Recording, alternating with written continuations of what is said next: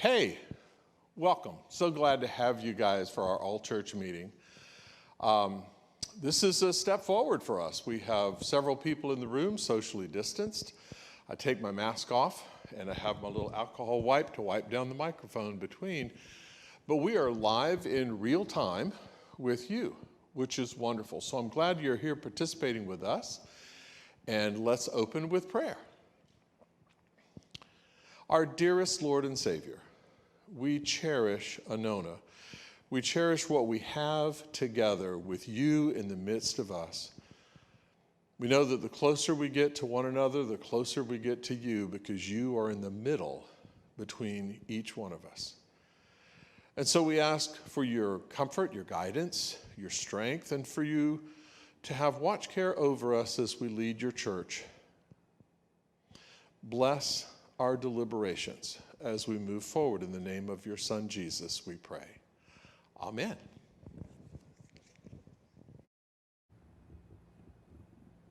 Good evening, everyone. I'm glad to be with you tonight and talk about an exciting new program that we are offering. It's really a resource we're offering. It comes from the United Methodist Publishing House, and it's called Amplified. And we are able to upload our own content to Amplify. We are able to have resources in which we are promoting here at the church, classes that we will be offering. And to tell you a little bit in more detail about it, Jonathan Dennison, our Tech Arts Director, has a little video here we're going to show you about Amplify. Hi there, I'm Jonathan Dennison, the Director of Technical Arts at Anona. I want to introduce you to a resource that Anona has for our small groups and classes called Amplify. If you've ever used any kind of online streaming video service, you may be very familiar with this kind of interface when you approach it the first time. If not, let me introduce you to it now. What you'll see here is the main page for Amplify. You also see that Anona has its own customized look. So we've got our own logo up in the corner, and we have some of our own content downloaded into the system. There's a lot of other content that's also on this service that is provided by Amplify themselves. Now, since Amplify is owned by Cokesbury, there's a large amount of content that has all been curated and should all be approved for the United Methodist Church in general.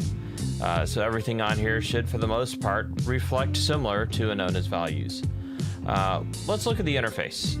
Along the top, there is the Anona logo. No matter what page you are on, if you're able to see this logo, you should be able to click on it and get back to this home page.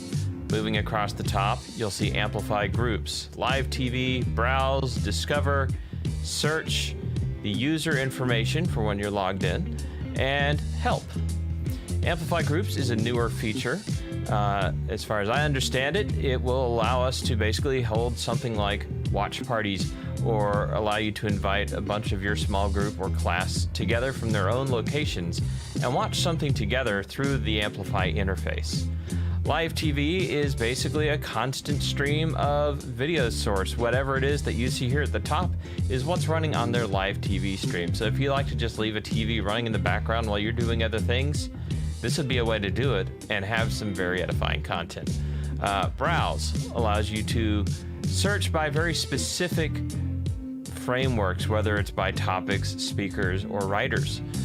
Discover lets you see a few other things in a few other ways. Maybe you'd find things that you wouldn't search for if you were intentionally looking, but in this case, recently added and most watched.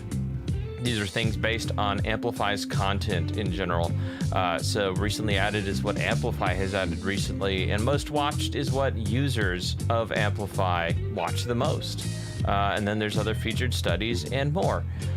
Next on over is the search tool. This is where you can search for any keyword or name or title that you're trying to find. If it's in the Amplify library or something known as added, you will find it here. And last but not least is your user information. You'll have access to your watch list, what you've watched most recently, and your account information. Now, the last item here is Help. This will take you to their Help page, and then Contact. This doesn't contact Amplify, this contacts whoever the designated admin person for Amplify on our church campus, the Anona campus, is. So this will be someone in our front office. All right, now let's scroll on down. At the top here is their live TV feed. And then on down, last watch. These are the two videos that I have last watched. So I looked at a video on Exodus, and then I was watching something from the Joshua study. On down, you'll see also on the watch list. I've added both of these series to my watch list. And we'll scroll on down further, and you're going to see here's an Anona current study. Any content that Anona has added to Amplify, that is an addition to Amplify's own library, we will try to make sure to put the word Anona at the beginning of the list. You'll see the top few rows of content here are all Anona-based content. And as you scroll on down, eventually you'll see stuff that doesn't say Anona. And at that point, we're on to the Amplify list of things. So racism and reconciliation, Advent, all these other things are specific to Amplify's own library. In many of these cases, there's also links to books and other resources. For instance, let's go to the Moses series. And if you scroll down to the bottom here, you're going to see related products, ebooks and other kinds of books, leaders' guides. These will link you to the Cokesbury website, to their bookstore, so you can then purchase the books and have access to them for yourself. Now, we clicked on the Moses series, so let's take a look at this page real quick. Right here, this would normally start with just play or watch, but right now it's going to say resume because I've already watched a bit of this content. I can also click start over and start back at the beginning. I can remove or add from watch list. Let's click that real quick. Now you'll see it says add to watch list. Currently in my watch list will only be the other study that is in there. So I'm going to click add to watch list again. Start group session. This allows you to do the Amplify Groups program. Once you've set up a group, you can then start a group session from that content. More options. We'll give you other options, but right now it's just options to go over to the Cokesbury store and purchase the content. So let's go and take a look at my watch list real quick. The point of a watch list, let's say there's a few things that you have come across that you want to watch. Maybe you were looking for something else. And you're going, oh, that's a good idea. Maybe I want to go and I want to watch that, but not right now. So you can click add to my watch list and you will see your own little library of content that you'd like to watch later. So it's a great way just to store those ideas. You don't have to scribble them down somewhere else or store bookmarks. You just store them in your watch list and you'll always have them there to go back and watch at any time. Now I want to go back to the main page, so I'm going to click the Anona icon. Now let's take a look at how you watch a video on Amplify. I'm going to go over to my watch list because this is where I have videos that I'm already interested in. I'm going to click on the Moses series and I'm going to go ahead and click resume. I'm going to just go ahead and pick up where I left off. So over here, you'll see an interface that looks like most other programs you may have seen if you've ever used any other online streaming service before. You'll have play and pause right here. You'll have your volume control. You can set it to any level or mute it. This little button here allows you to rewind a certain preset number of seconds. So let's say the guy here, he's talking about a sculpture or something, and he said something very interesting. I can keep clicking on that, go back and listen to him say it again and again until I fully grasp what it is he's trying to say. Or maybe I'm trying to write down notes, and so I'll rewind it and play back those notes over and over again. This is your timeline. You can click anywhere on a timeline and go to that point in the video. So if there's something very specific you want to see and you know about where it was, you can click on that timeline and go there. On over here, I'm just going to take myself out of the way. You can see the amount of time left in the video, and then this little button right here, it's got 4 little corners. This is a full screen button. If you click this, it will put your video full screen and take out all the other information so you can just watch your video in all of its glory. When you're done, this icon will then turn into a not full screen button and it'll bring it back to your normal viewing you had before. When you're done watching a video, this little arrow here in the top left-hand corner will take you back. Hey, look, I'm back. Now, for some of you, you're not going to be watching this through the normal interface on a normal computer. You might be looking at it on a cell phone or other mobile device. For that, there's a slightly different look to the interface. What you'll see here is that everything seems to have disappeared from the top, but what you're going to see over on the top left-hand corner is a little sandwich icon. See, it's got like two little pieces of bread and something in the middle. They'll call it a hamburger icon or a sandwich icon. Either way, that icon is what now holds all of those menu items that you had seen before. So don't worry, things haven't gone away. They're just in a different place to save space. That is Amplify. If you want to know more about this service, contact the church office and they'll tell you how to get connected. I think that gave you a pretty good idea of Amplify. Right now, I am the administrator for Amplify for Anona. So if you have any questions or problems, I hope you will call me or email me. This will be a great resource for parents as well because there are a lot of children's videos. We have uploaded all the VBS videos from this summer, all the music videos, so your kids can watch those again. And as our children's program adds music videos, we are adding those into Amplify. So these are things you can continue to watch over and over and over again. This is an opportunity for you to get some study in yourself, an opportunity for you to watch one of these videos.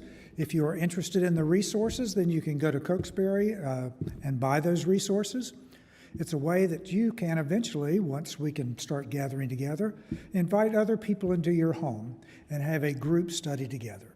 So I think this will be a great resource for our church family to use, and I'm excited that we're offering this.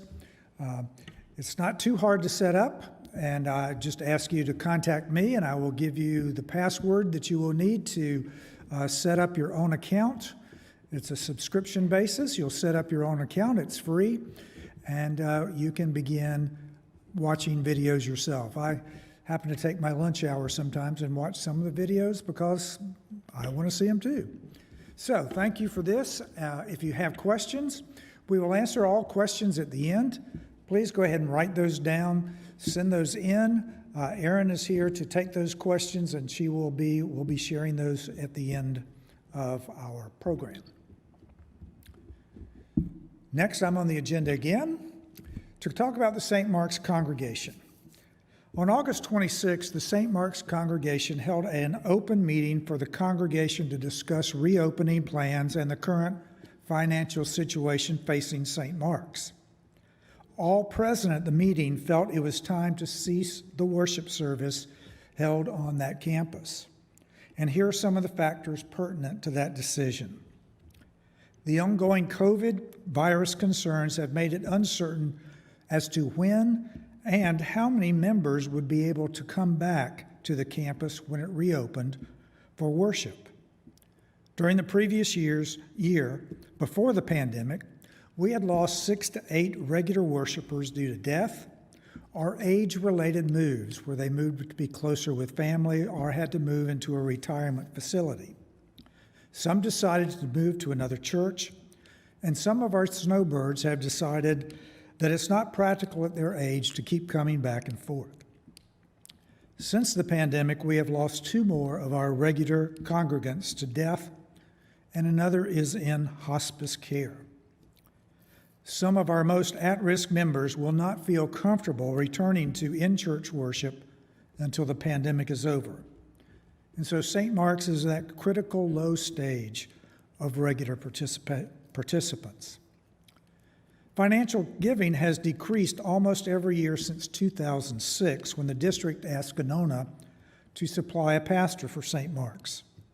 And with the continuing loss of longtime contributors due to the situations I mentioned above, and the difficulty of maintaining adequate giving while the church is closed, has resulted in a decrease in contributions of approximately $6,000 below last year's giving through the same time period. And recent deaths will cause that figure to inflate. It is a sad and emotional time for our St. Mark's members, some of whom have been attending for many, many years. It's a difficult decision to close, but the right decision due to the factors the congregation is facing. There are a number that would like to explore other churches in the area where they might go together and explore these churches as being a part of that church. And so we will continue to work with all of the members of our church at St. Mark's as they look for another church home. And as their pastor, I'm hoping at some point we can have a closing celebration or at least a time of reunion. But that will have to take place when we can gather. The St. Mark's Church started in 1956, and through its varied ministries, programs, and people, had touched many lives through the last 64 years. During that time, God's love has been shared locally and through the United Methodist Church worldwide. St. Mark's has faithfully lived its mission to make disciples of Jesus Christ for the transformation of the world. Praise be to God for all that have been part of that witness. And again, if you have questions, you may direct them to me at gary@anona.com or send them in during this broadcast. Thank you.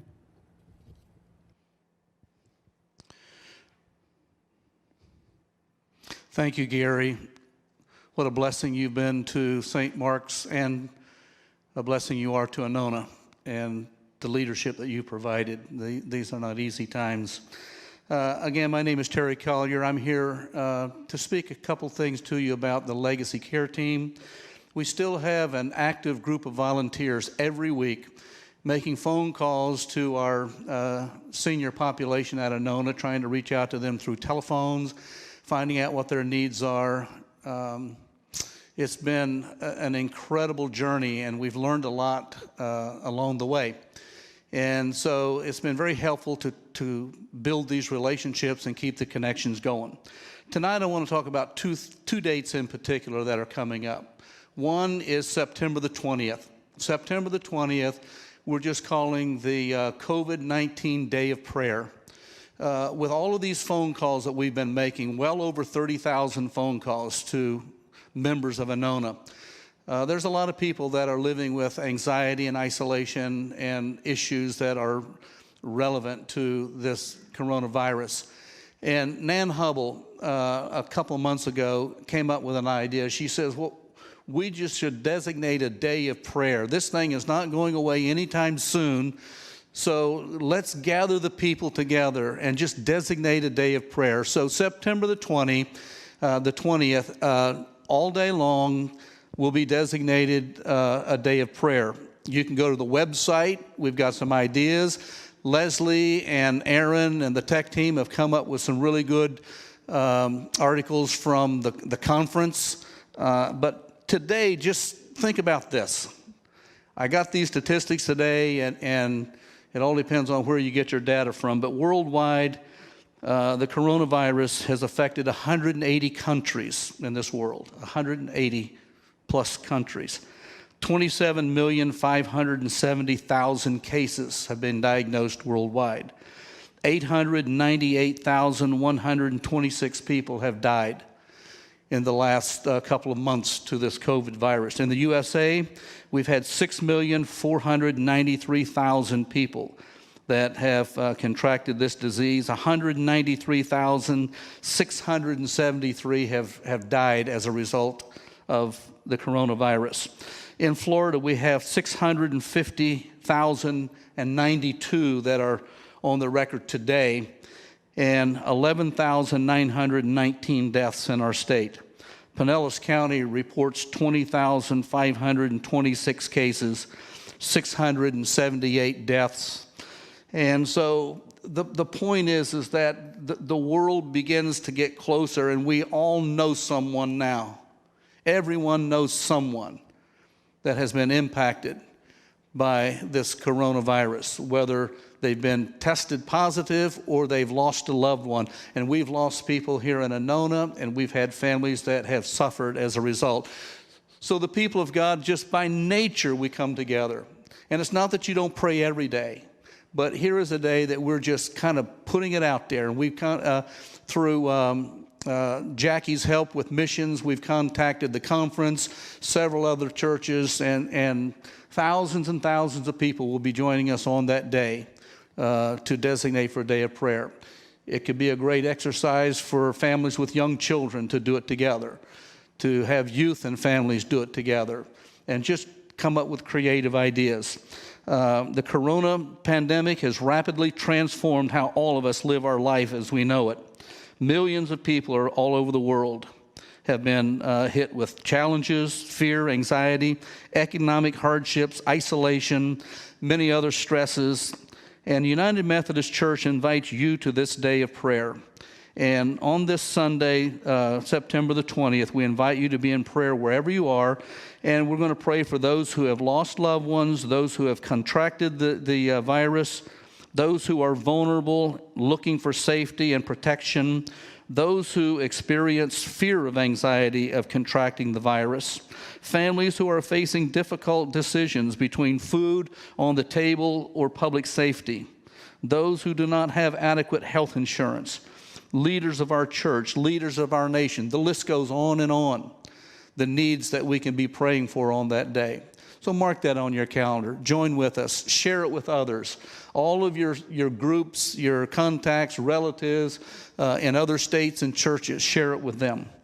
The second date that I want to share with you is All Saints Day. All Saints Day this year is it's always on November the 1st, day after Halloween. And this year for All Saints Day, we're going to have a special service. It will be pre-recorded. There will be information on the website as to what we're doing, but it will be at 3 o'clock in the afternoon on Sunday, November the 1st. And we're going to give special recognition to some people who have dedicated their lives to working in the area of bereavement and hospice and care. And so you won't want to miss that. Share that with your friends and loved ones as well. And it'll be a special day in the life of the church, because in the last year, our congregation has been affected not only by the virus, but by those who have gone on before us. So those two dates I want to raise up. In the meantime, the Legacy Care team continues to build caregiving support groups. We're starting our second Good Grief class this week. And so if you know someone who is going through grief that could use that, check the website, give me a call. And if you know someone who is a caregiver that could use a respite or some people to talk to, give me a call. We're setting these groups up and moving forward in spite of everything else. God bless you and have a great evening.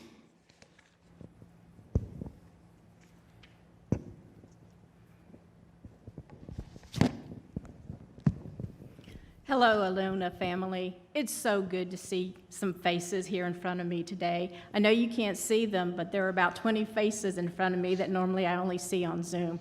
So it's so good to see bodies attached to heads. The funny thing is, though, as I look out over the congregation that is here, it looks like the church is about half full. We have our spacers in place, and it just looks strange. The other thing that I want to say to you is we miss you. We miss seeing your faces. We miss hugs. We miss high fives. We miss a lot of things. As you know, I'm not only your business administrator, I'm also your treasurer. I'm here to talk to you about finances, but not the church finances. I want to let you know about a wonderful, wonderful opportunity that Anona is party to. We have a new initiative coming up, and you see it on the screen. It's called Transform Your Tomorrow with Dave Ramsey Plus. Anona has a donor that has agreed to fund 100% of Anona congregants to take the Financial Peace University class through Dave Ramsey Plus.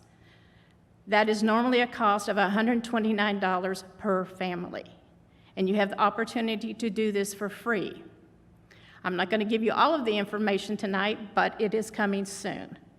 In October, you will receive more information where you and your family will be able to go into Anona, to our website, and then go to the process that will take you directly to Financial Peace University. But there's more. This donor is reaching out to the entire Gulf Central District. That's over 100 churches, people. We're also working with Faith Tampa Bay, who is bringing in an additional 25 churches. Stop and think of the number of lives that will be transformed. Dave Ramsey takes you through his principles that are biblically based. You will set aside an emergency fund. What better time to work on something like this than as I hopefully feel that we're coming out of COVID.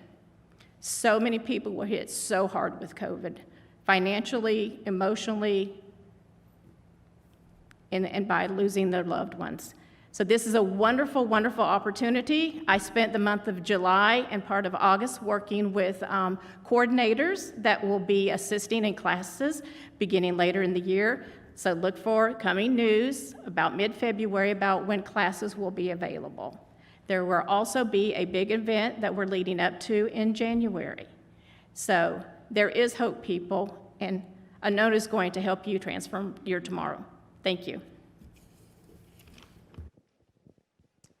Thanks, Elisa. You have just worked so hard for so long on this whole financial peace movement, and I just am so excited that we're able to not only offer it to our Anona people, but also that we're able to take it outside the walls of Anona and let it be truly just a community thing, which is just amazing. So kudos to Elisa and your team. And hey, everybody, I haven't gotten to talk to people in a room in a really long time, so this is exciting. I am Casey, and I get the joy of giving everybody kind of an update on what's going on in the family ministries world here at Anona. And first, I want to start off with just a huge kudos to that team. Summer is notoriously the busiest time of year for family ministries, and this year it was busy in a whole different way because we had to adapt and change and get creative, and everything that we're used to doing, we couldn't do anymore, or we had to do in a different way. And the department leaders of our family ministries team just rose to the challenge and was able to, time after time, come up with creative and innovative ways to continue connecting with our kids of all ages. So kudos to that team. And as we look ahead to fall and what family ministries looks like, we do have some exciting updates that just as of a couple Sundays ago, we officially got clearance. Well, I guess we got clearance a little bit ago, looking at Scott in the room, and then our medical team, of course. But a couple Sundays ago, we were able to start meeting for our student ministry for middle and high schoolers after not having met in person since March, which if anyone's ever done student ministry or raised a teenager, you know how terribly long that feels, especially to a middle and a high schooler. We have come to the place where, with the help of our medical team, after talking with parents and small group leaders and students and church staff, we came up with a really thorough and I think really good plan. I'm really proud of our plan to be able to let our middle and high schoolers meet together in small groups, outdoors, socially distanced, wearing masks with symptom screening in place. So I can say, as all my years in student ministry, I've never had so many rules at one time, but they are worth it because we have a shot at being able to be together in person. And I wish I could update you on how it's gone, but it keeps raining on Sundays. So if you would remember us in your prayers the next time you go to the Lord, would you just please put a bug in the ear about the weather? We just are trying to go outside a little bit here. So we will definitely keep everyone updated on how it goes, but what I want us to hear is that that's not only a win for our student ministries, but it's also a win for family ministries as a whole, and then hopefully Anona as a whole, because this is a model that we're hoping can kind of serve as a template while we see how it goes with our teenagers to say, once the time is right, is this another way that we could offer for people to gather if we can't do inside, if someone's not comfortable inside, all that kind of stuff. So that's a huge win right there. Huge thanks to family ministries and our medical team and our parents and our guardians and everybody else who's helped us with that. And then the other thing I really want to touch on for us as a whole church is for our whole congregation to kind of understand where we're headed as a family ministries department.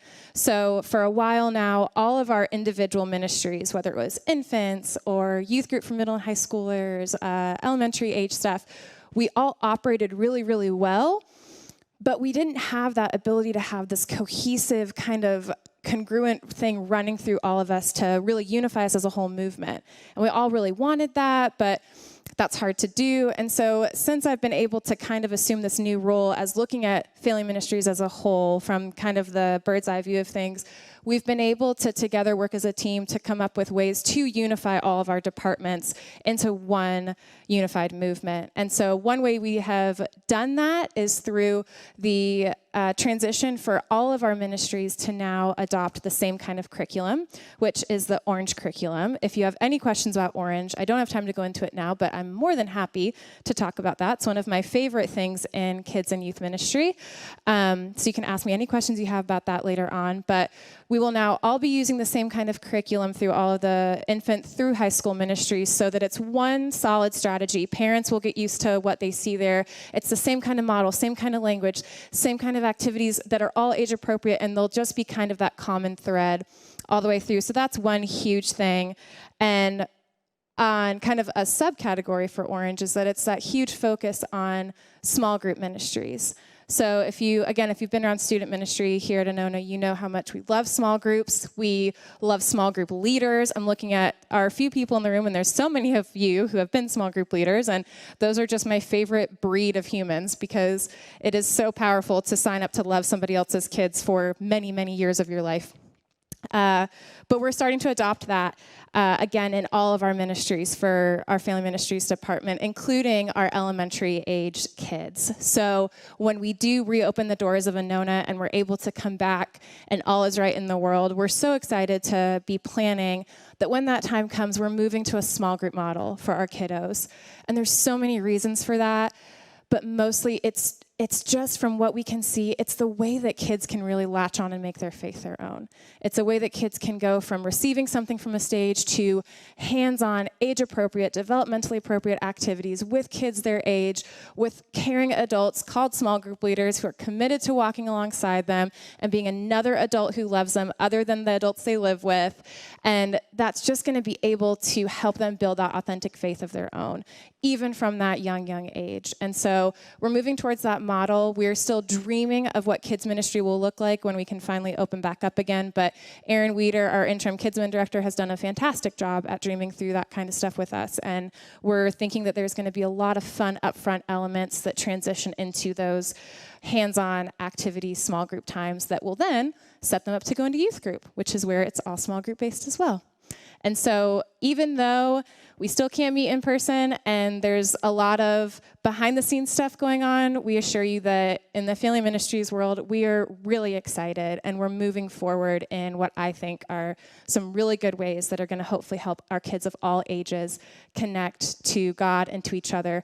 And before I go, I want to lift up that we're also pouring into our young adults because we've got a couple small group leaders from a couple years ago that just couldn't leave their kids, which is, I tell you what, small group leaders, right? They're just the best. And so they've carried over and are pouring into our college age high school grads that we're also working on including in our whole family ministries model. So lots of good things happening there, and we'll keep you updated on all of it. Thanks, guys.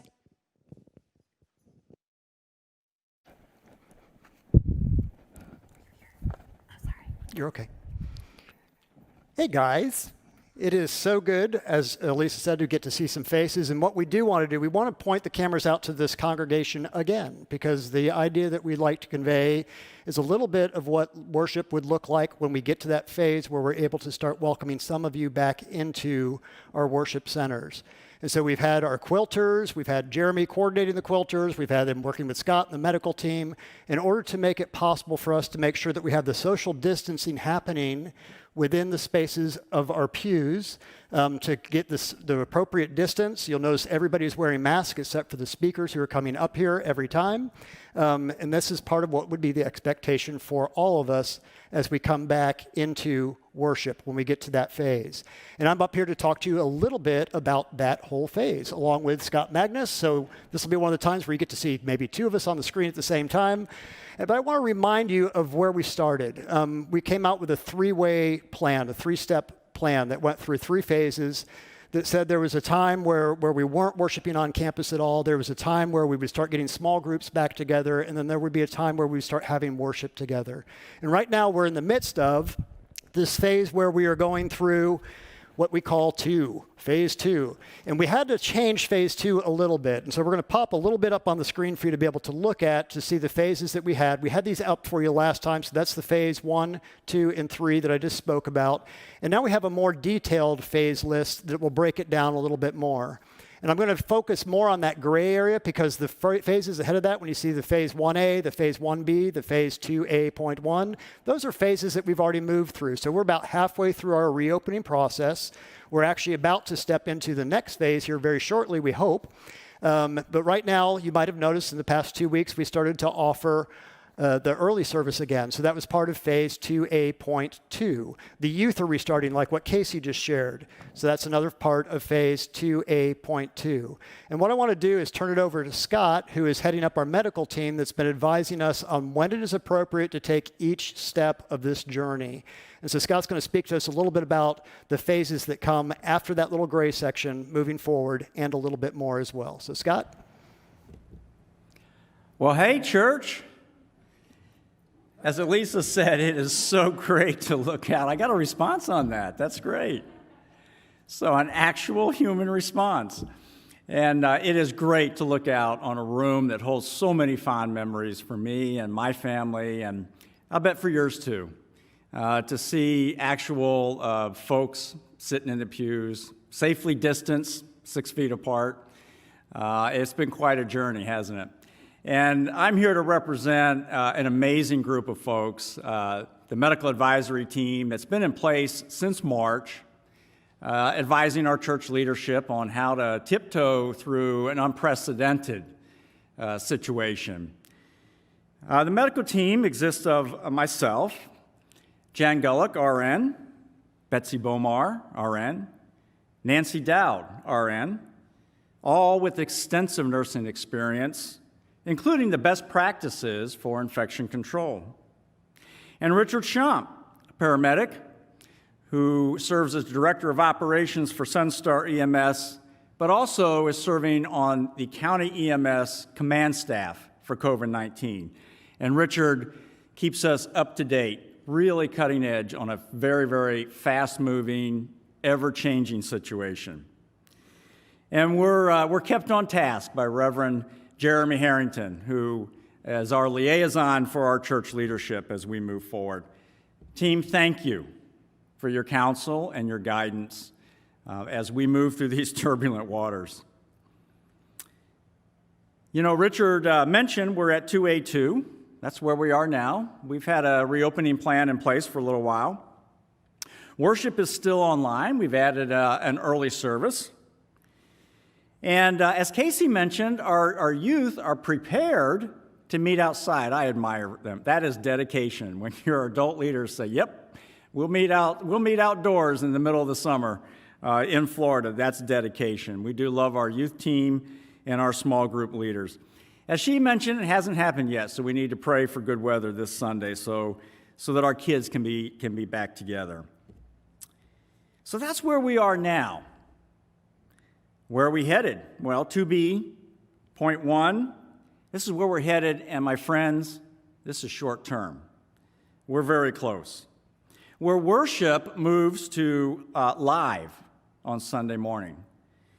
And we have some hybrid small groups, which are mostly consist of the worship team so that the morning worship can be brought live on Sunday mornings. And then within the Grow category, we're going to pilot a few small groups.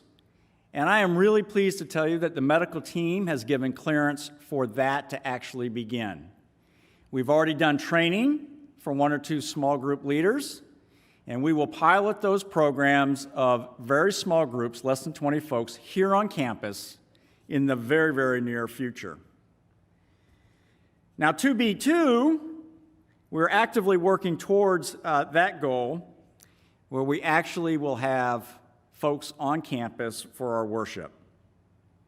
And small groups in that phase will start to return to on-campus meetings. Now, initially, those groups will be less than 20. The application process for your group to meet online, to meet on campus, will soon be published online, so keep an eye out for that. It's not there yet. Don't go looking for it now. But in the very near future, we'll have an application. And it involves the small group leaders undergoing some training so that all the requirements for a safe campus experience can be met. Well, what about full return to worship? You know, friends, the situation with COVID appears to be stabilizing in Pinellas County, but as you have already heard, it is still very much with us, and it's going to continue to be with us for some time. So we're proceeding very carefully. We do hope to be working towards an expanded on-campus presence for worship and expanding the small group presence as well. So as I close up, I want to talk to you just a little bit about what you can expect as you return to campus. First of all, I encourage all of you to ask, is that right for me at this point in time? Because for each of us, the risk of being out and among other people is a little bit different. And I would encourage you to check with your primary health care provider about your very own situation to determine, is that appropriate for me to be back on campus at this time? Keeping in mind that virtual worship and virtual small group experiences will continue to be available. Friends, we're going to ask that all of you be very diligent about not coming to campus if you have any symptoms of COVID-19, which are readily available through the Center for Disease Control, or if you've been in recent contact with anyone who has symptoms or has been presumed positive or has tested positive. And feel free to contact us here at the church if you have questions about that. As you can see from the camera angles that showed you the church presence tonight, masks are required on campus.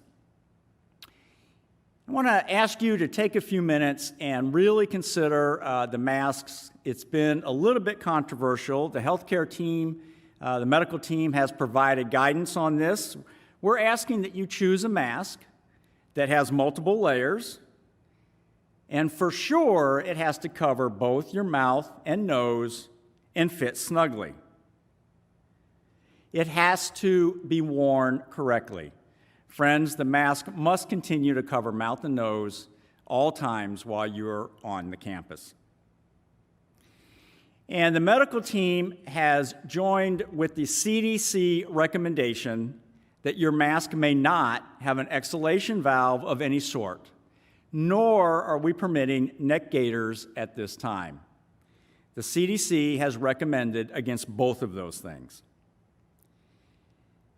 Your small group leader, as you return to on-campus activities, will have much more information to go over with you, and you will receive that information in advance.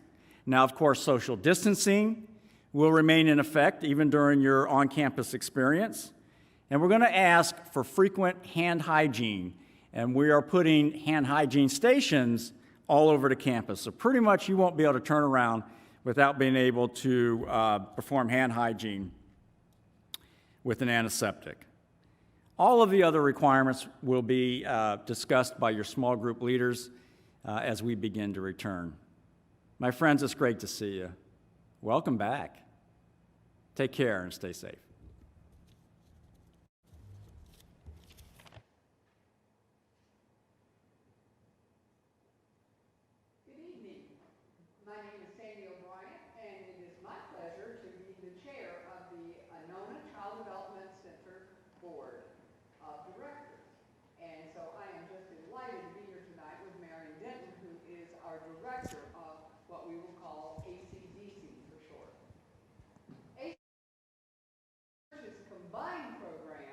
For those of you who are not familiar with it, for preschool ages 2, 3, and 4, and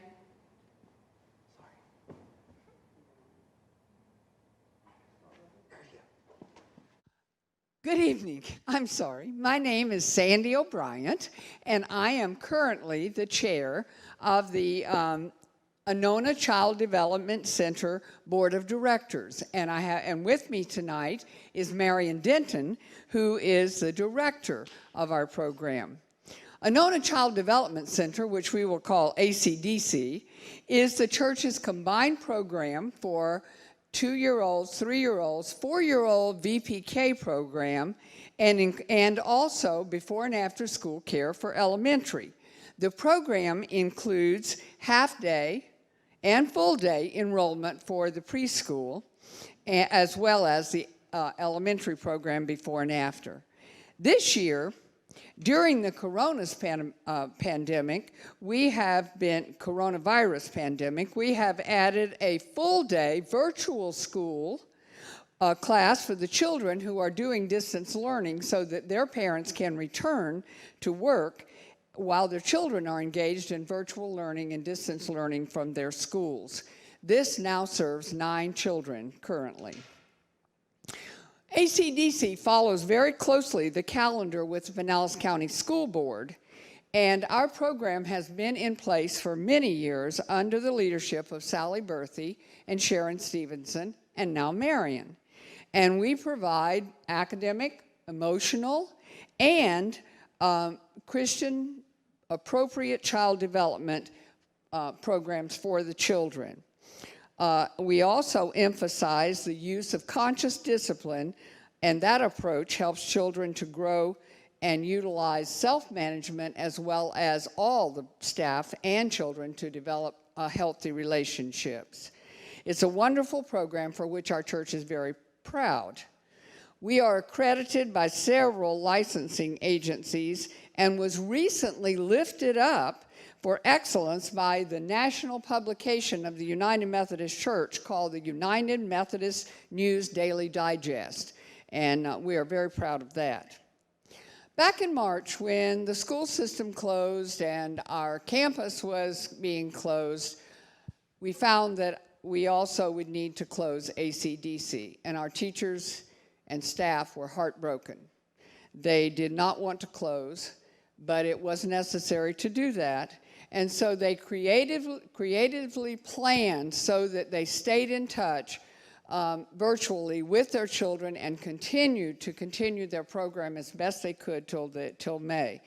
And we were able to retain our full staff and did not furlough anyone at that time.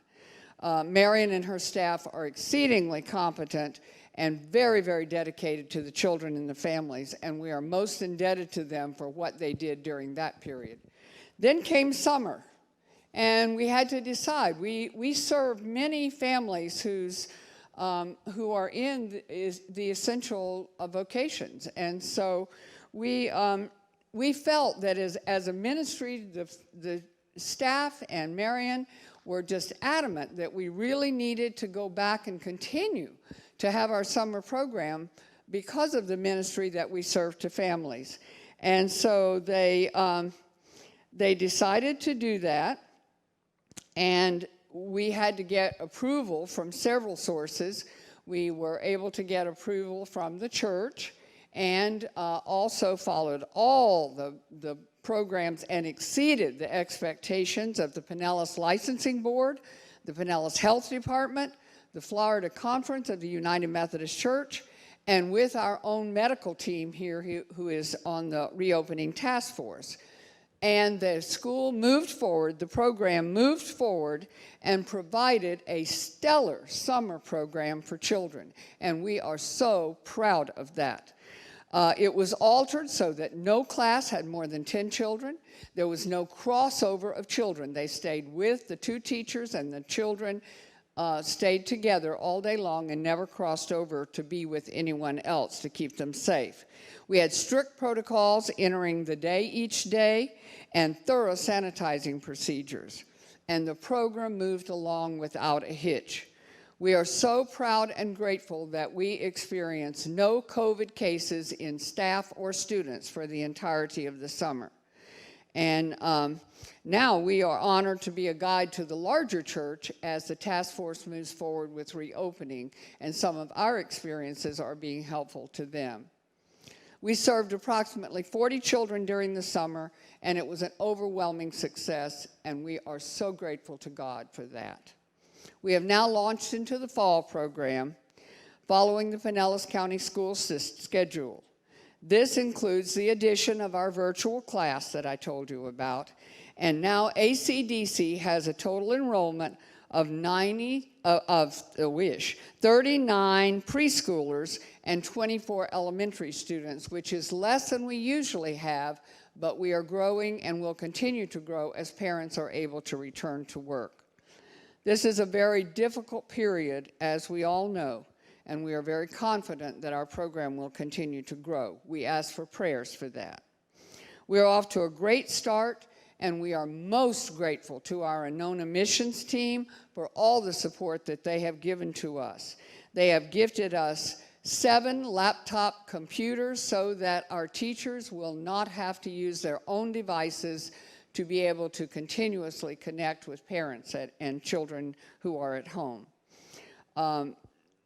This missions team at our church has been so inspirational to our program in many, many ways, and it means the world to us. Our church council has also offered encouragement, validation, and support. We are an awesome program in a most awesome church. Thank you, God, for that. And now our director, Marion Denton, will share with you our plans for some of our plans for the future.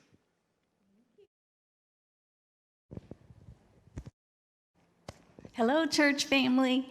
We're so glad to be able to be operating the preschool and elementary programs under the guidance of the Medical Reopening Committee, missions. All of our church is just amazing.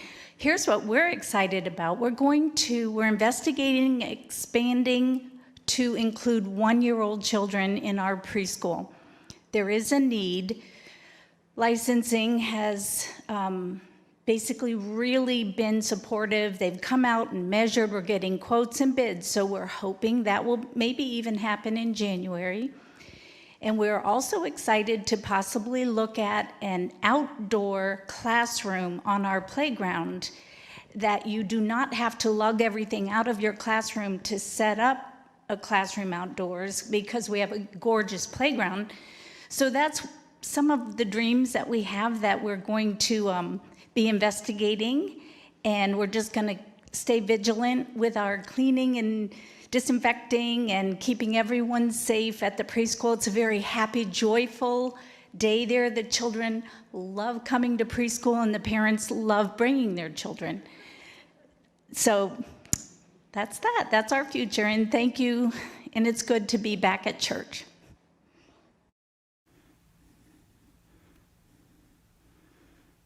I do want to start for a moment just to say thank you to Sandy and Marion for your tireless work with our ACDC and our parents and our children here.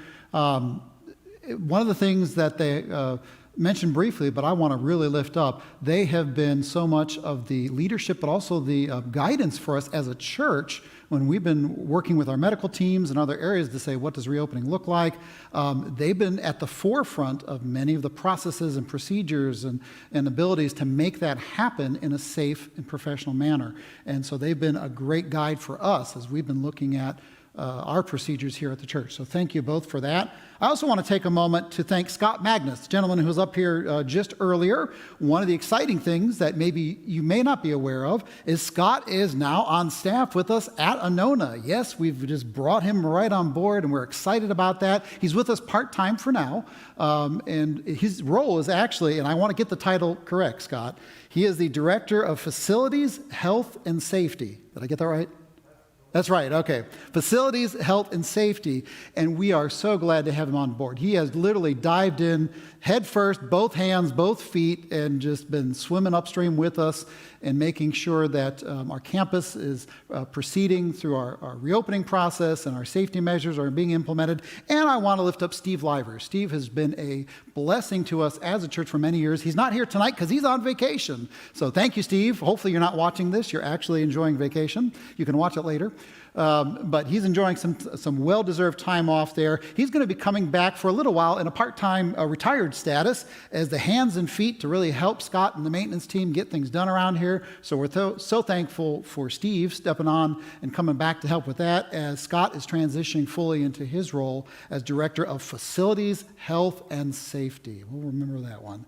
So thank you both. So I do want to talk about attendance. This is an exciting subject, but it's an important subject. As we're looking at the life of our church, what's going on now, what's happened in the past, where do we see trends in the future, and just a couple of brief slides I want to lift up for you as we're looking at attendance. The first one you're going to see on your screen in just a minute here is our online attendance.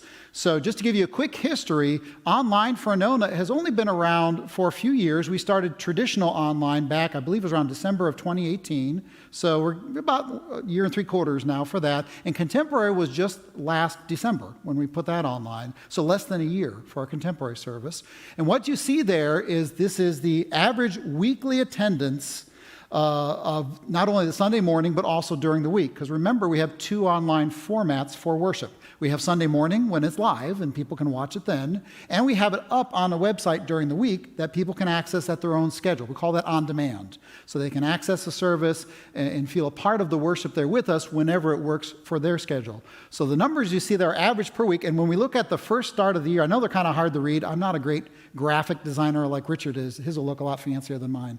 But what you see there in the numbers is in the early phases, January and February this year, especially in February, we were only averaging about 50 to 55 in our traditional worship online per week. Contemporary, slightly higher. I think 62 was our February number there per Sunday and throughout the week. And then, of course, COVID hit. You remember March? That was the lockdown.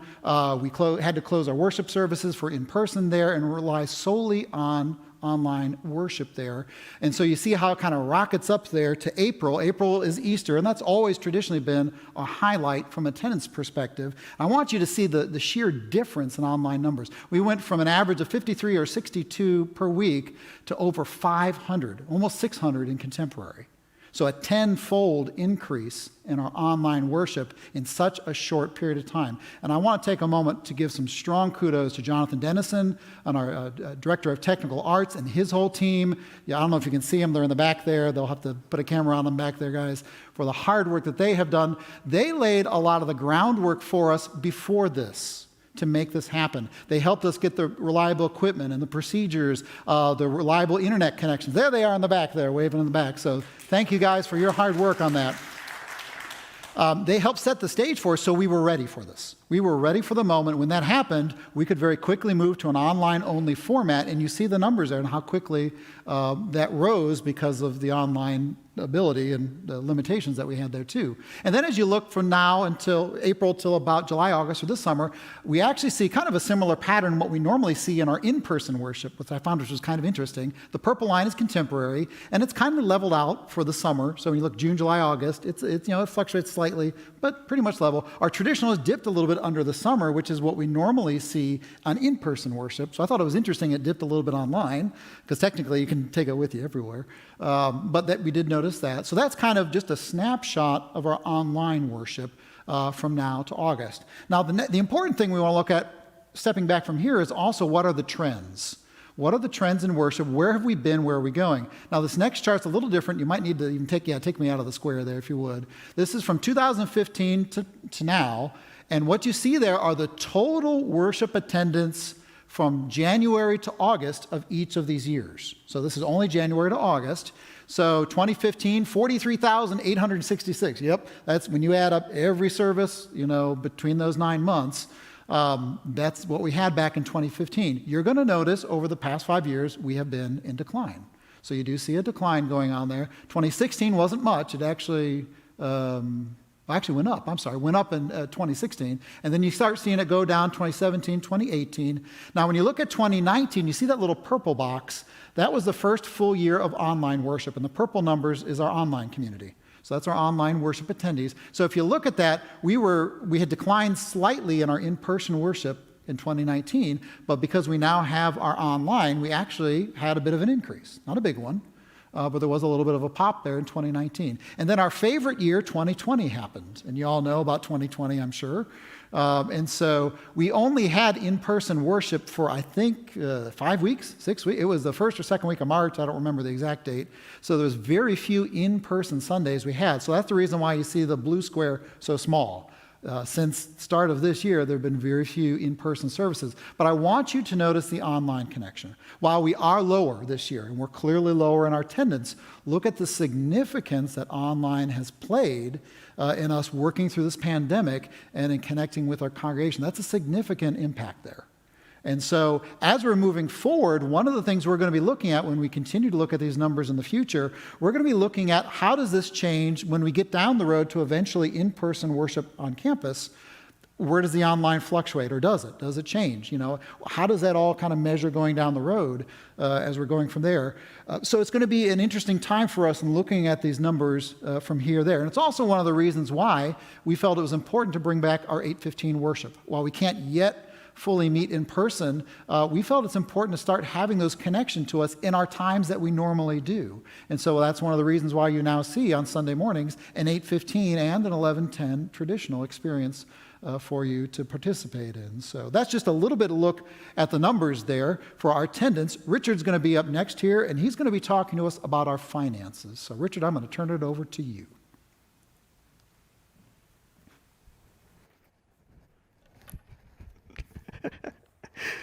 That was a cute exit there, Jeremy.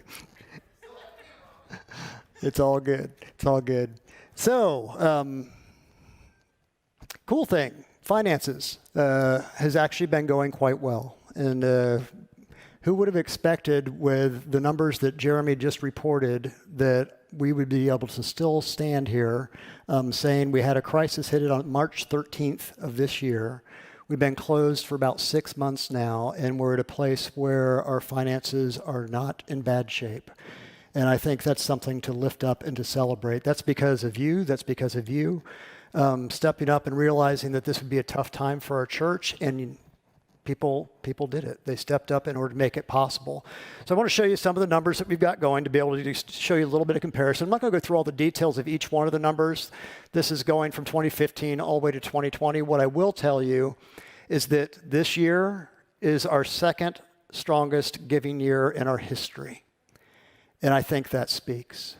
I think that speaks to the faith that our people have. I think that speaks to the heart that you have for your church, the heart that you have for ministries of this church, being able to continue to pour out, and to hear from all of these people that have come forward tonight, sharing the ministries that they've been doing and that we're continuing to plan to do. And so as we sort of transition out of this, I want to talk a little bit about Anona's future, and to be able to look at where are we going from here. But I don't want to step straight into that because, Gary, I don't think it would do justice to the moment of St. Mark's without having a moment of prayer for that congregation. The difficulty of ending a service is a walk that I have taken. It's a walk that some other people have taken. And to realize that this was a community that was together for 64 years. And so I'd just like to have a moment of prayer for that congregation.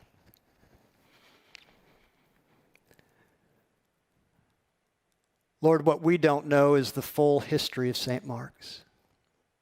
We know the number of years, but we don't know how many lives they touched, but what we do know is they touched many. That there was an excitement when they got started, and that built over the years. And that families came into that church and filled it. Children experienced safe ministries. And Lord, therefore we are sad because that's not continuing now. And yet we realize that there's people in that congregation that remember those days. The days when kids were laughing, when life was shared together. And we want to lift them up. We want to lift them up to you. God, just to help us to also recognize as part of their church that we're here for them. Help us to be present in the way that is most beneficial. We pray. We pray in the name and power of your Son, Jesus Christ. Amen.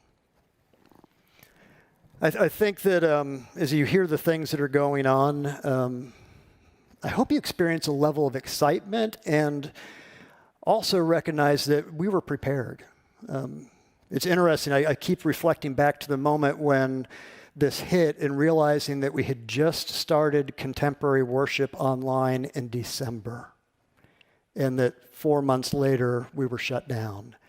And that because we had done contemporary and because traditional had been up for a year ahead of that, that this moment that we're talking about tonight was actually possible.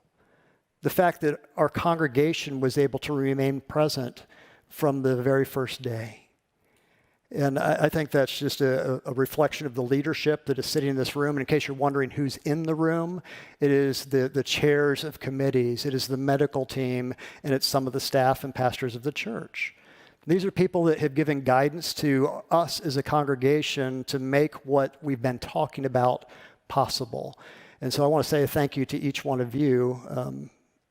And I wish you guys knew how many hours these people put in to help make it possible for all of us to be able to worship, to grow, and to be able to serve. And if you think of all the places that we've served, it's just been incredible, even in the midst of the COVID crisis that we've been through, all the different mission projects that Jackie's been guiding us into.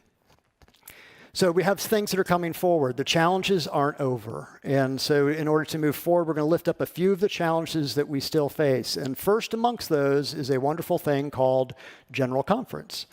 And so General Conference is that thing that was supposed to happen in 2020 where we had the vote. The vote that literally pretty much determines the future of the United Methodist Church because it's the vote on human sexuality. And that's been postponed until next year. And so that still lies before us. But what I want you to know is just like we were prepared for it if it had happened this year, just like we are prepared or were prepared when this crisis hit in terms of the COVID crisis, we will be as prepared as possible for when that vote takes place.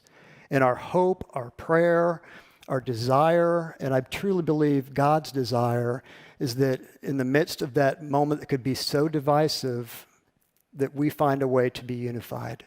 And that's been our history. We've had great diversity. Jack's led us in that way of saying we have a big umbrella.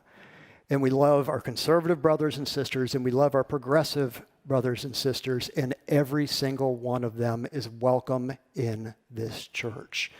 That's our hope for the future. And that's our reality now. And I hope that we'll walk through that together as one. We've been talking about this next slide. We sort of lifted up at the last meeting where we talked about going through this period of disorientation where things were a mess because the COVID crisis hit.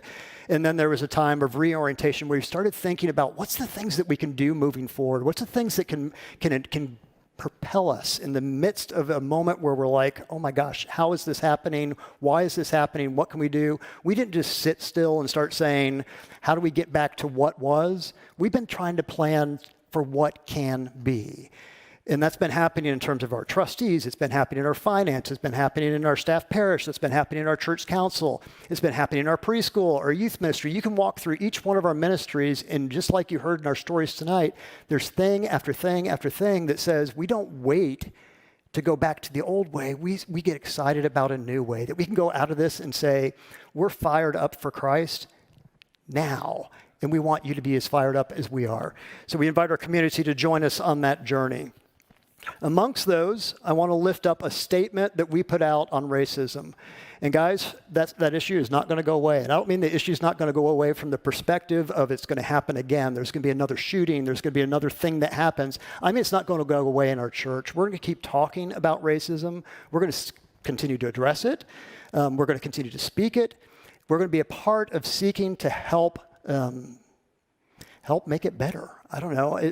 It's not that we can solve it, but I think that we as a congregation can look at ourselves. And so we've got the Stand Up with Anona team that's been meeting for probably about 6 weeks now, going through a book called White Fragility, which is a very tough read to go through because it's got things in there that sort of really open your eyes to different thoughts.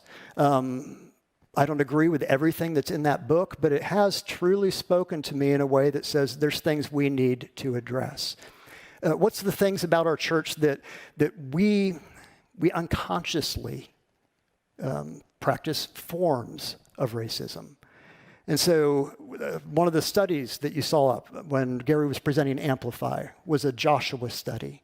And the reason that Joshua study, that particular study was chosen was we started looking back at our congregation and saying, when you look at the studies that we do as a church, are people of color represented? Are they teachers? Do we select people that are different than us? Because quite frankly, we're a white congregation. And as we looked, we realized, short of maybe like a disciple class where they have a person that steps in on occasion, we had no studies that we were doing. It was always typically white and frequently male. And so we were very deliberate in that moment of saying, you know what, if we were a person of color coming into this church, that's one signal we're saying, we don't even think of you. We don't even think of you. How can we do that different? We can do it one small little step of saying, let's start looking and including others, people that are different than us, that look different than us, that live different than us, and say, you're welcome. You're welcome to be here. And use them as people to be able to teach us. And so that's one small little thing that we noticed with that group looking at Anona. And what we're going to do is as soon as we finish this book, we're going to be looking at every element of our church and saying, what are the things that we're doing that causes us to be so white? Why is it? I remember Erin, who's sitting back here, and by the way, don't forget she's taking questions if you got them, so just put them in the chat. Erin sending me a note and saying, is it okay if I put a person of color on the magazine cover? And just a brief moment just to ask, and I'm like, it's something we didn't even think of. It's not that we were deliberately saying it, but it's something we were doing. We weren't including people of color on our magazine covers. So little things that we can look at and say, what can we do differently in order to be more welcoming?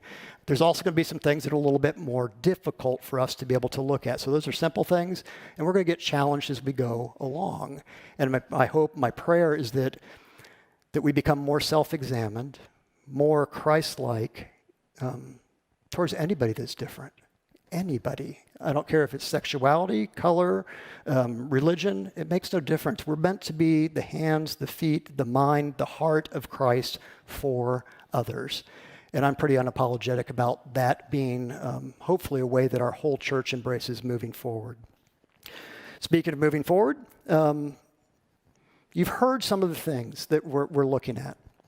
So I want to show you another little diagram, and we're not doing something new. We're doing things that have been done for millennia. We're just seeking to try and do them again. They call it reformations, right? You're looking at things and saying, how can we do things not just new, but to honor what was? That's the traditions of our church, and saying, how do you make those new in the world today? And so if you sort of picture Anona as being that hub in that little circle of 5 things, and imagine that there's many more than 5 things around. I'm just going to lift up a few of them. But that Anona is meant to be a hub of different ministries happening in the church that feed out into our community. And that we get to be a part of those ministries. And that there's places for you to be able to plug in and say, that one fits me. So you hear things. I'm going to go ahead and slow up the next slide that'll fill in the blanks. You've heard about the Legacy Center. So you heard Terry talking about the Legacy Center and all the phone calls that have been made. And Terry, you talked about how many phone calls have been made, nearly 30,000 phone calls. How many people are making those phone calls? So about 30 to 40 people found a ministry area that they said, you know what, I want to do that. I want to step up, and I want to make sure that especially the elderly in our congregation, the people that may not be quite as tech savvy, the people that can't get out of their place, to say that their church is thinking of them. And 30 or 40 of you said, you know what, that's my bubble. That's my place where I can get connected. And every week, every single Friday, and this is the beauty of the group, every single Friday, that group of phone callers gets together in a Zoom room and shares and encourages one another. Because making that many phone calls week after week after week, we thought 6 weeks, and it's been more like 6 months, takes a level of commitment that they weren't expecting, and they're doing it. They've stepped up and said, I'm in, and I want to make a difference. You heard Elisa talking about Financial Peace University and the idea that we can provide that for free, not just for our congregation. The point is, how do we take it and push it out past the walls? Not just to other churches. How do we help other churches do what we're seeking to do? How do you take Financial Peace University and make it into something that says, you know what? People outside of the church are invited to take it. You don't have to be a part of the church, and it's free for them too. We want you to have the best life possible. That's the message. We want you to have the best life possible. And if your financial situation is messed up, or if you just want to get it in order, we want the church to be the first place that people think of when they think their finances. To say, I need help, where's the first place I need to go? I need to go to the Church of Jesus Christ, because they have the tools there available to make it possible for me to get that part of my life together. What else is on that screen? Serve Pinellas. This one's not even out yet, but this is the idea behind it. Could we have a website that was called Serve Pinellas? And we invite churches and organizations to be able to be a part of that website, where we say, let's say Anona's doing a habitat build, and Anona puts up on this website, here's a build that's coming up. And we've already gotten Habitat's agreement to do this, so we can actually use their resources as well. So they're joining with us in the effort. And now you can go in and sign up, and there's 10 slots open, and when those 10 slots fill up, boom, that's done. But rather than having all of those people be Anona people, what if only 3 of them were Anona people? What if out of the 12, 9 of them were people from the community that found the Serve Pinellas website because we put it up on billboards, we put it on social media, we put it out where people can find it, and they say, you know what, I want to serve somewhere. And so they go to the Serve Pinellas and they say, I want to serve in Habitat. You type in Habitat, and any church that's offering Habitat that's a part of Serve Pinellas, it pops up, and you get plugged in for the day that works for you. Now take that idea of Habitat and picture there being food banks and places for battered women's shelters, all kinds of different organizations and places where people can get plugged in. And once again, you now have a thought process going through people's minds of, if I want to help somebody, where do I go? And what's the answer? The church. And so now I'm thinking about the church in terms of finances. I'm thinking about the church in terms of serving in our world. And suddenly that idea of the hub becomes more and more real. And when I say we're not creating something new, this is what the church was not too long ago. You think back to what the church, it was the community church, and the church fed out into the community, serving it right around that. So we're not doing something new, we're just bringing it to life in a new way and trying to invite other churches to do the same thing. And that's one of the things I'm constantly conveying. I keep saying to the Financial Peace Group, I'm over church competition. I'm over about having to worry about what other churches are doing, how well they're growing or not growing, and comparing. And what if we, instead of competed, we collaborated? What if we truly were the kingdom of God, called the church on this planet, and we weren't afraid of working together? And instead, we were working together and saying, what can I learn from another preschool? And what can I share with another preschool? What can I learn about finances, and what can I share about finances? And to be able to have that going in multiple areas, and suddenly all of us start reflecting what we're not reflecting. The thing that drives people away from the church is how divided we are. What would it look like if we were actually united? In spite of theological differences, there's got to be places where we can connect as one. Schools and families, AC/DC. Marion came to me with this idea of the outdoor playground. At the same time, I've been thinking about a playground. And I was like, what if we combine the two efforts into one? What if we took an outdoor playground, and the cool thing would be is if we could do this now. What if we took an outdoor playground and it was open to the community? One without a chain link fence around it. One that had barricades more like you see out in front of Target, where there's those things where a car can't get through, and places for parents to be able to sit, and there's water spewing out of it, and that we were able to invite anybody from the area, so I'm pointing sort of on this side because that's where it's a neighborhood, right? So there's a neighborhood over here, and they could bring their kids here. And I was in a mall, right? So Countryside Mall, there's this little play center up by the JCPenney's, and I just watched. I'm like, there's all these parents there with their little kids. Why would we want them to go to the mall to do that? Why not provide something here that says you're welcome? And what if after worship service, say once per month is what Casey and I have been talking about. Once per month, we had a big old gathering, and we took the platform that's out there and we put a tent over that, and there's grills on that platform. And then there's guys out there and women out there cooking with their little chef hats on, and they're flipping hamburgers or hot dogs, and there's a bunch of kids over here playing right after worship. And suddenly we're conveying to our community apparently a message that we're struggling to get out. We love your kids, and we want your kids here. And the reason I said we're struggling to get it out is because our children's ministry has been ripped apart. We're not seeing as many families. And so we need to think differently, and we need to do differently in order to reach them. So what if? Wouldn't it look cool if you walked out the doors of this sanctuary and you looked over there and you just saw playgrounds and tent space and places to sit and relax with your friends? And in the evenings, it'd be a great place for adults to be able to gather. And to think of all the kids that had played on that playground that week. Or maybe even to come and to be able to hear them laughing. And suddenly our hearts start getting changed in the midst of seeking to change somebody else's heart because we see those kids' smiling faces. One of my favorite pictures is on the website. Leslie put up on the front page a picture of one of our kids with a little thing on her head, and she's packing meals for the pack-a-sack, the 100,000 meal pack. I don't want to see one kid doing that. I don't want to see 2 kids. I don't want to see 4 youth. I want to see 400. Kids should be feeling like they want to be here, and we can do that. And last but not least, I want to invite Jeremy back up just for a moment to talk about worship and some of the things that we're looking at for worship and what it could be moving forward, and not just in terms of worship, but the idea of how do we invite our friends? How do we invite our friends to be a part of this church? Because one of the things that we struggle with, the longer you're inside the church, the harder it is to invite others because you've invited your friends. If I went around this room to the 20 people that are in here, you've all been here for probably a decade plus. And so if I said, could you invite some of your friends? You'd be like, well, they're already here, right? So what are some ways and things we can do in order to make it easier for us to do that? And so Jeremy, want to share that?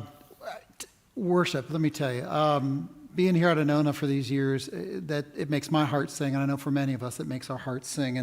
And even in the midst of this pandemic and all the craziness of 2020, I love that we as Anona are looking at dreaming ahead. What can we be? Where can we go? We're not going to be held back by this for long, guys. We are making plans, and we're excited about where we could go. For me, worship has been a chance for us to really reflect. This summer has been a real time of reflection going, especially in our traditional worship, we built a long history on thinking big. We've built big choirs and big orchestras and big bell groups, and we've had big worship and all these big moments, but the reality is right now we can't do big. We can't. We can't gather in big choirs and big orchestras and things like that. So what do we do moving forward, and how do we invite and connect people into that? And so 3 things we're focusing on for this season, especially in our traditional services. First is thinking small. We are actually turning that on its head and saying, what would it look like rather than having 1 or 2 really big groups that right now we just can't do anyways? What if we had multiple small teams, and these are 2 singers or 3 singers or maybe an instrumentalist and a pianist, or these little different groupings, and we work with our health and safety team to make sure that we're doing all the proper protocols to keep people safe, but we have these small little groups that can come and find worship moments to connect with each other, but to connect musically and a part of the life of the church in ways that we just haven't really done these past few years. What might that look like? So we're starting to think small, and you'll be seeing that in our worship services moving ahead this season. The second thing is we do want to have those moments of when you see the breadth of it. There are beautiful moments when you get a team. For me, one of the beautiful things for me over the years when I've worked with choirs and musical groups is when you get to step beyond something you could ever do on your own. Whether you gather a group of singers, one of them I was thinking actually was our passion play. We did some years back, did a big passion play at the church. We did something we had never done here in a long time. And we had to really step out of our comfort level in a lot of ways to make that happen. And so we're going to be doing that as a group. We're going to be doing some virtual choir opportunities. Now you might have seen these online where you see the little heads and they're singing and they're doing worship there. We're going to be doing a virtual Christmas cantata this year.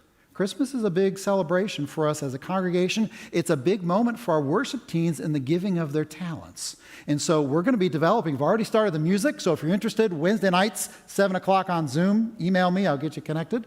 But we're going to be actually putting together large choir virtually. and doing a virtual cantata that we can all be a part of as an exciting build for the season. And the third thing we're looking to do, we just started a couple years ago a new concert series. And back when we could kind of have people gather and we'd have composer weekends and we'd invite composers and we'd have orchestras and singing groups, things like that. The reality is, of course, we still can't do those things. We're actually looking to premiere this season a virtual concert series. So we'll have the ability to gather online, and it'll be interviews with, I can't mention names yet because I don't have contracts signed, but I've got some pretty exciting people I've already in conversation with to help us with these concerts this year, but to have opportunities for people to gather virtually so we can have an online concert, and then in our chat space, we can have the church interacting and connecting. Oh my goodness, let me hear that music again that sings to me, or wow, this is a great moment. Let's share it with our friends, and it allows people to connect beyond their own small groups and say, I want to invite a friend to this. I literally got an email like an hour before this meeting. Our choir is now starting to rehearse for this online virtual Christmas thing, and one of the people in the group said, would it be okay if I invite one of my family members online too? I haven't told her yet, but my response is yes. This is the opportunity we can invite people to. It doesn't matter whether they attend here. It doesn't matter whether they're part of our congregation. We can outreach and connect to them. When we're excited about something, other people can get excited too. And so we're going to be looking for these kinds of opportunities and more in our next season as we're connecting with people in worship. So we're very excited about it. I'd also add, they don't even have to live here. I spoke with a couple from Vancouver yesterday who's joined the church. And they joined from Vancouver, Canada. And I just think it's so cool that we have found a way in the midst of a very difficult way to be the church. And I still remember it's probably about 3 years ago we started talking about the idea of having an online church that didn't include just worship, that included worship, grow, and serve opportunities. And you've heard all of that coming to life now, something that was started to think about a couple of years ago. And we focused on the worship first. You hear the grow in terms of what Gary's doing with Amplify, that you'll be able to do any study that is available to you on the Amplify website, studies that we do. You can do them by yourself, or you can grab a group together, or you can join one of the groups that's here on our campus and do a study. And it's all through online platform. And the serve opportunity would come through the Serve Pinellas, where you're able to find online opportunities to be able to serve. So it doesn't even matter where you live.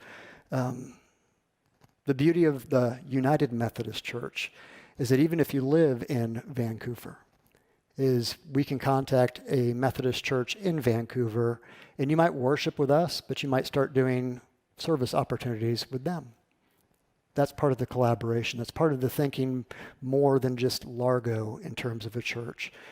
I want to sort of wrap up, and then we're going to go, got a couple of questions there, and let me know. I want to come back to Scripture again. So hear these words from Hebrews, because I think this is Anona. Let us hold unswervingly to the hope that we profess, for he who promised is faithful. And let us consider how we may spur one another on toward love and good deeds, not giving up meeting together, as some are in the habit of doing, but encouraging one another, and all the more as you see the day approaching. That is Anona. We're a congregation that encourages and spurs and realizes the value of community. We're a congregation that obviously values our faith in Christ. And I hope that as you've heard the things that we're doing, we're moving. We're moving through phases like what Scott talked about, but we're also moving into a future that is going off of a beautiful platform. It's just taking us to the next step. That's all. So, Aaron, what questions do we have? I think you have a microphone. I do. Can you hear me? I can hear you. All right. One question from Nan was, upon the closure of St. Mark's, what will happen to the campus itself, the property? So the St. Mark's campus right now is actually under what's called a triple net lease, which means that it's actually pretty much being operated by a different organization. And that organization started off being United Methodist Cooperative Ministries, They have since renamed themselves. They're now called Learning Empowered. And so they are utilizing that campus in its entirety and paying us monthly. It's sort of like almost a lease to own type of process. So it's still being utilized. There's a preschool that's on that campus, and they're looking to expand that schooling already right now. Question number 2. Question number 2 comes from Nikki, and her question was, what is the criteria for elderly people to receive a call, and how is it determined who gets that call? So this would be more a question for Terry. Yeah, so we started with 75 and up was our target population, and focused on people that were in our congregational list. So if we missed somebody, we would definitely want to get them. But go ahead, Terry. I've been trying to stall long enough for you to get a microphone. Anyone interested in a family member or someone who is not a member or has not been called, please feel free to call the church, talk to Jean, and that information will get to me. You can call me, call Kimberly Newby, and certainly it's not an exclusive list just for the people that are on our membership database, but that's all we had to work with. Yep. So if you know someone who attends here, is not a member or in the community, would like a phone call, we would love to add them to our list. Absolutely. And Nikki, if you want, you can just put that right into the chat if there's somebody you know, and that way we'll have the name right away, and Terry will get on that immediately. Any others? Go ahead, just say it loudly. I'll be able to hear all One last question is more directed to Casey, and that question is, what is the plan for the return of FX? My daughter is missing it a lot. Well, I would say to that, we miss your daughter too a lot. We miss all of our kiddos so much. Right now, what you can do is we actually have been doing Kids Church online every Sunday morning at 9:30 on a Zoom call. The link is kept private so that we preserve the safety of anybody who would get on that call. So if you would like to go ahead and do Kids Church online, you can email Erin Weeder at Erin, ERINW, at Anona.com, and she will add you to that list and get you all the info you need to jump on Sunday mornings. Super fun. We play games online, hear the Bible stories online. The kids get to see each other and tell each other when they have loose teeth. It's a bunch of fun. So she can go ahead and do that right now. And then to actually get Kidsman back up and running, that's going to be closer to the phase 3 mark for us. We recognize that kids are one of the hardest populations to keep social distant from each other and be able to, make sure that they're following all the safety the way that adults are still trying to do too. So when they get back in person, it'll be closer to our phase 3 mark. So we'll keep you updated on that as we go. And you can email me, Casey at Anona, if you have any further questions. Happy to chat. Yes, and there's all kinds of new things happening with children's ministry that we're excited to be rolling out, besides the playground concept. Things that would be great opportunities for your kids to be able to connect together in small groups a little bit more differently. So it's going to be awesome. I think it's time for Jeremy to wrap us up. Guys, thank you for being here tonight, for joining us. And we're going to turn it over to Jeremy to do our closing prayer.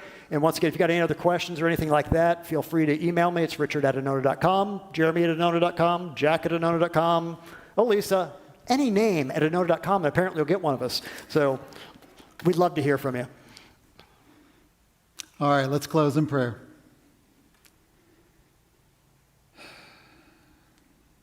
God, we come to you from many places. We come to you from many situations. We come to you from many different stages in life, many different experiences, many different moments. And yet we are all turned to focus on you.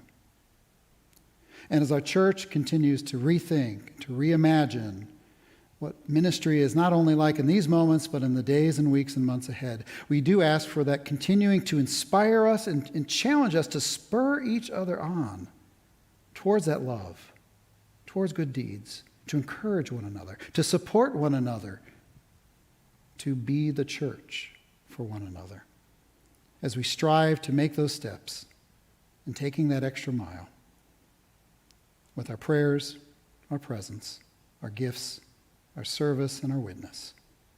as we seek to be the hands and feet of Christ in the world today, not only through this place called Anona, but throughout the world, and most importantly, through the work of your Holy Spirit. We pray this in the name of the Father, and of the Son, and of the Holy Spirit. Amen. Good night.